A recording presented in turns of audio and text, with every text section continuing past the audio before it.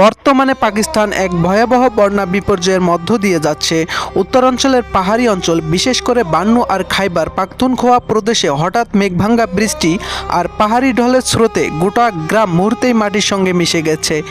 শত শত মানুষ চোখের সামনে ডুবে মারা গেছে। অনেক বাবা মা কাঁদতে কাঁদতে সন্তানকে বাঁচানোর শেষ চেষ্টা করেও পারেনি। অসংখ্য ঘরবাড়ি এখন কাদার নিচে চাপা পড়ে আছে। রাস্তাঘাট ভেঙে গেছে, যোগাযোগ বিচ্ছিন্ন। বহু মানুষ এখনও নিখোঁজ। চারিদিকে শুধু কান্নার শব্দ, আহাজারি আর মরাদেহের গন্ধ। ক্ষুধার্ত শিশুদের শুধু কান্না আর শুকনো ঠোঁটের চাওয়া, আম্মা একটু পানি দাও। কিন্তু সেই পানিটাও এখন বিষের মতো দূষিত হয়ে গেছে। বৃদ্ধ বাবা মা নাতি নাতনির মরাদেহ বুকে নিয়ে ফুপিয়ে কাঁদছেন, আল্লাহ আর কত নেও। কেউ সারা রাত ধরে নিজের স্বামী বা স্ত্রীর মরদেহ খুঁজে ফিরছে। কোথাও একসঙ্গে গণকবর দেওয়া হচ্ছে। সহায়তা পৌঁছানোর আগেই নতুন বৃষ্টি আর ঢল সবকিছু ভাসিয়ে নিয়ে যাচ্ছে।